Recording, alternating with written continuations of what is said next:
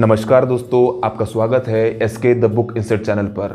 आज हम a very unique book the monk who sold his Ferrari, जिसके लेखक है रॉबिन शर्मा, से सीखने वाले हैं कि कैसे हम अपनी डेली लाइफ में स्ट्रेस और वर्क प्रेशर हैंडल करें, कैसे हम अपनी लाइफ को एक कम्प्लीटली नई डायरेक्शन देख के हैप्पीनेस, जॉयनेस और लाइफ सेटिस्फैक्शन हासिल कर सकते हैं। यह कहानी है जूलियन नाम के शख्स की, जो एक सक्सेसफुल लॉयर है, मतलब उसके पास नाम है, रुतबा है और जो बहुत बड़े अमीरों के केसेस को लड़ता है। उसके पास बहुत बड़ा घर है, एक प्राइवेट जेट है और हाँ, बिल्कुल एक नई चमचमाती फरारी भी। पर इतना सब कुछ रहने के बाद भी वो बिल्कुल सेटिस्फाइड नहीं है। उसे चाहिए और शोहरत और बहुत सारे पैसे।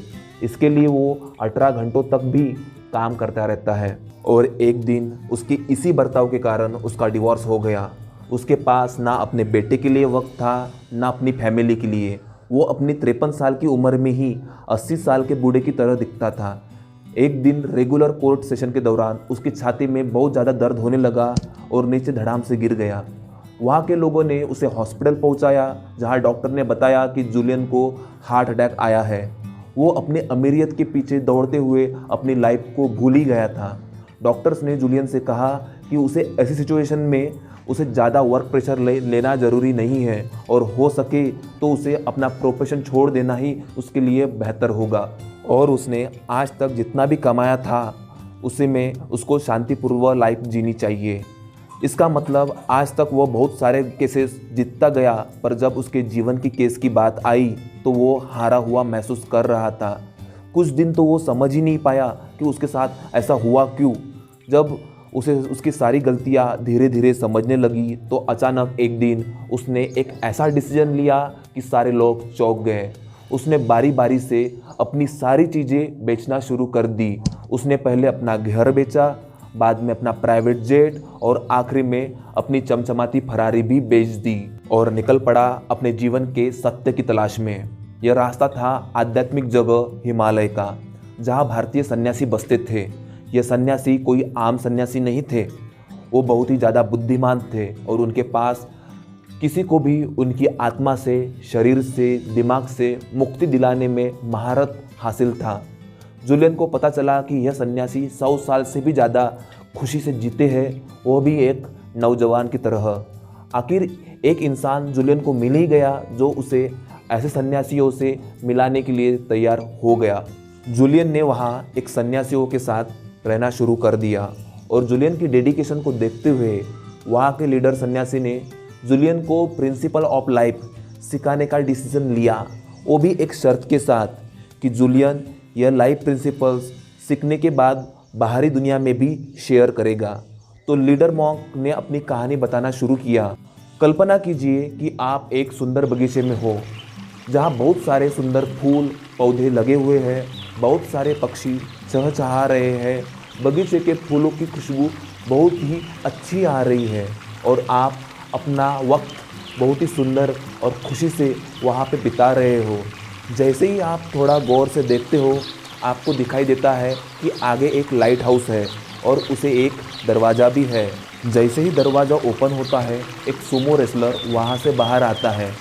बहुत ही अजब लगता है उसे, एक छोटे से वायर सी बनी हुई अंडरवियर पहने हुए वो बगीचे में टहलता है और टहलते हुए उसे एक सोने की स्टॉप वॉच दिखती है। जैसे ही उसे उठाने के लिए वो नीचे झुकता है, फिसल कर गिर जाता है और बेहोश पड़ जाता है। फूलों की सुंदर खुशबू उसे उठाती है और जैसे ही वो उठने के बाद अपनी लेफ्ट की ओर देखता है तो उसे दिखाई देता है हीरो से भरा हुआ एक रास्ता। यह रास्ते पे चलकर सुमो रेसलर को अपनी ज़िंदगी की सारी खुशियाँ मिल सकती है। जैसे वो चलना शुरू करता है, थोड़ी देर के बाद सुमो रेसलर आंखों से ओझल हो जाता है। यह स्टोरी ख़त्म होते ही जूलियन मॉन्क लीडर से पूछता है कि क्या यह एक मजाक था, इस कहानी का तो कोई मतलब ही नहीं बनता। तब सन्यासी बताते हैं कि यह कोई एक साधारण कहानी नहीं है, इस कहानी में लाइफ के सबसे बड़े 7 प्रिंसिपल छुपे हुए हैं, जो ऐसे है कि पहला प्रिंसिपल है मास्टर योर माइंड, जो बगीचे से जुड़ा हुआ है। यहाँ बगीचे का मतलब है आपका दिमाग। जब आप एक अच्छे बीज बोते हो तो आपको फल भी अच्छे ही मिलते हैं। अगर आप अपने बगीचे में कचरा डालते हो, बराबर पानी नहीं देते हो, तो बगीचा आपका डंप यार्ड मतलब कूड़ादान बनने में वक्त नहीं लगेगा।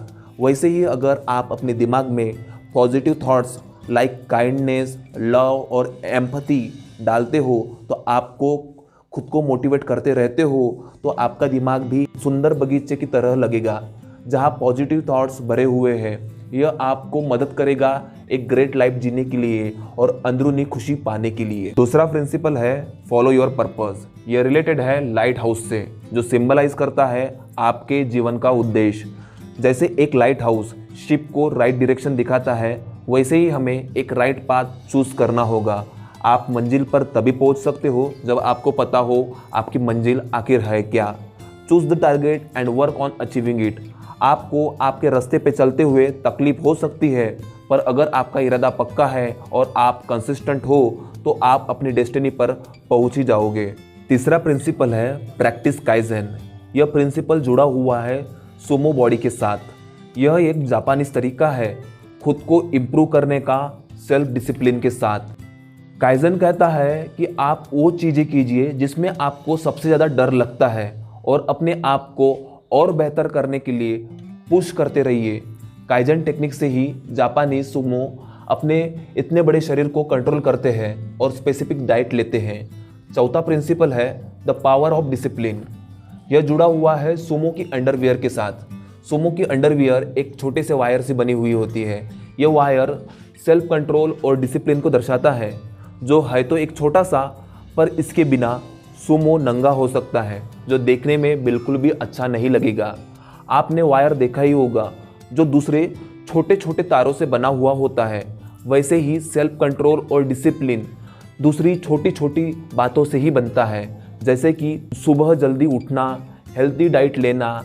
शायद ये आपको इंस्टेंट इम्पैक्ट ना दे, पर लंबे समय के बाद ये सारी बातें आपके जीवन में बहुत सारा बदलाव करती है और आपको एक सफल जीवन देती है। पांचवा प्रिंसिपल है respect your time. Golden stopwatch symbolise करता है आपके प्रेशियस टाइम को।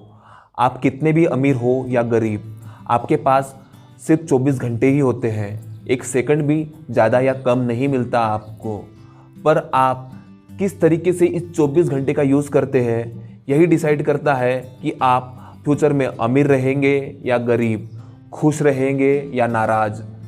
जिस वक्त आप हवा में बातें करते रहते हो, उसी वक्त कोई ह्यूज प्रॉफिट बुक कर रहा होता है।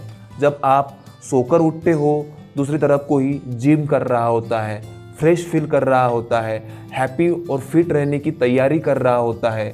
इसका मतलब यह नहीं है कि आपको लाइफ एंजॉय नहीं करना चाहिए, बस आपको काम करते ही रहना चाहिए। बस बोलने का मतलब यह है कि आपको आपकी सारी एक्टिविटीज़ इस 24 घंटे में मैनेज करते आने चाहिए। एक सक्सेसफुल इंसान जानता है कि वो अपनी लाइफ की सारी एक्टिविटीज़ 24 घंटे में कैसे मैनेज करे। छठवां प्रिंसिपल सेल्फलेसली सर्व अदर्स। यह उन सुगंधित फूलों से जुड़ा हुआ है।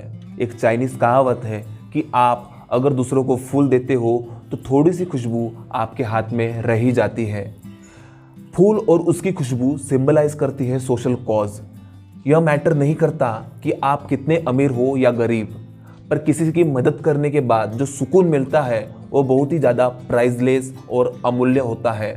आपको पता ही होगा क्यों इतने सारे रिच लोग चैरिटी करते हैं, क्यों अपना मेहनत का पैसा गरीब लोगों में बांटते हैं। इसका उत्तर है priceless feeling, happiness and satisfaction. दूसरों की मदद करें, आपको कहीं ना कहीं खुशियाँ ही मिलेगी। सातवां प्रिंसिपल है एम्ब्रेस द प्रेजेंट। आज को गले लगाइए। It is related with diamond path, the small moment of happiness जो हमारे रास्ते में आते हैं।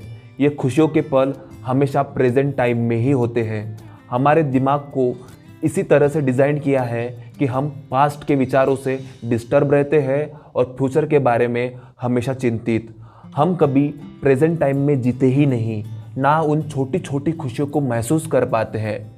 प्रेजेंट में जीना मतलब कोई भी छोटी चीज़ हो सकती है, जैसे कि बच्चों के साथ पार्क में खेलना या अपने पार्टनर के साथ क्वालिटी टाइम स्पेंड करना। हमेशा प्रेजेंट को खुल के जीना चाहिए। यही रियल डायमंड्स है आपके लाइफ के। तो दोस्तों, यही 7 प्रिंसिपल है जिसने जूलियन की लाइफ को चेंज कर दिया, और यही 7 प्रिंसिपल का यूज़ करके हम भी अपनी लाइफ को चेंज कर सकते हैं। ये 7 प्रिंसिपल है master your mind, follow your purpose, practise kaizen, power of discipline, respect your time, selflessly serve others and embrace the present.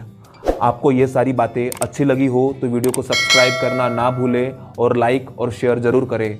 Thank you.